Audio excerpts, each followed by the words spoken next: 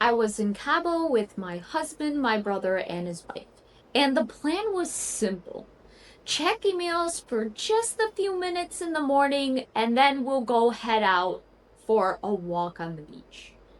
Unfortunately, that one email turned into a phone call. That phone call turned into an analysis. And then, of course, the analysis turned into a full day of work. They decided to go without me. I found out that evening when they came back talking about baby turtles, a migration. The babies were making their way to the ocean for the very first time, right there on the beach. And I missed it. I barely took off time to begin with. I actually felt guilty using PTO. And because I was the analyst on the team, I told myself, it is my responsibility to be available. But that email, that could have waited. It wasn't an emergency. It was just a bad habit. And that habit cost me something I will never get to see again. That was the moment I realized there is something more beyond work. And me alone, had gotten in the way. Dear overcommitted woman, this one's for you. Tell me if this sounds familiar. You book the trip, you plan the flights, you pack your bags week in advance. You tell everyone, including yourself, that you are going to be off. And then the night before you leave, you find yourself doing just a few more things so that you can actually relax when you get there. You land, you check in, you tell your husband you just need to glance at your phone just for 1 second. And then, somewhere between the pool or the beach, you are only half present. You have your sunglasses on, you have your favorite drink in your hand, but your mind, it's back in the office, running through unfinished projects or unread emails. The project that was mid flight, the thing nobody else can handle the way that you can. Because that's what you tell yourself. Nobody can handle it the way that I can.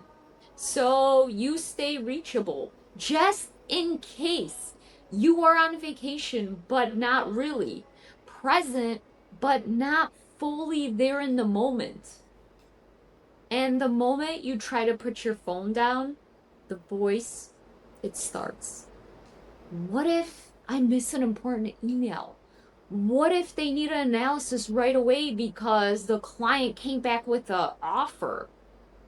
I'll just update just one number. It will only take a minute. That's what you tell yourself. It never takes a minute.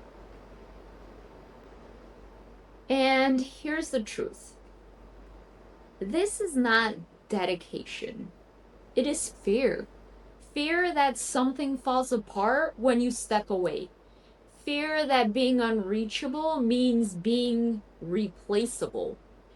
Fear that your value is tied to how fast you respond. I know this because I lived it. I was the analyst. I told myself nobody could do it the way that I could. And maybe that was true. But it also meant I never actually left. Think about it this way. You would never run a marathon without training. And if you did, trust me, I did, you spend the next week barely able to walk. I finished 1 minute before the sweet vehicle closed the course. That car was right behind me. That was my sign that I was not prepared. You expect your brain to keep performing without ever giving it a real break.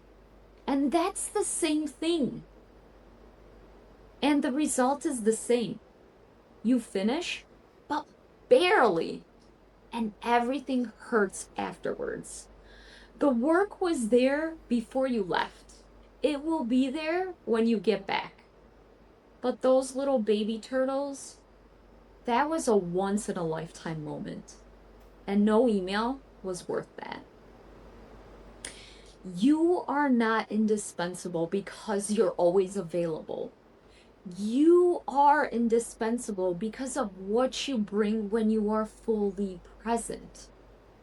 And you cannot be fully present if you never fully leave. So please, stop right now and think about the last vacation that you took. Were you actually off? Or were you just working from a different location? Because here's the honest question. While you were sitting at that pool or the beach or at dinner, were you actually there? Or were you running through your inbox in your head, waiting for the next notification, half listening to the conversation because part of you was still in your office? Take a breath and sit with that for a moment. This week, I want you to try one thing. The next time you take a day off, even if it's just the Saturday, set an out of office. Not for your colleagues, but for yourself. A reminder that you made a decision to be unavailable and you are allowed to honor it. No checking emails, no let's take a quick look, no I'll be on for a moment. Fully off. And if your anxiety shows up, because it will, I want you to ask yourself one question. Is this an actual emergency or is this just a bad habit? And most of the time, it's just a habit. And a habit, it can wait. Drop it in the comments. What is the one thing you can never seem to stop doing whenever you're on vacation?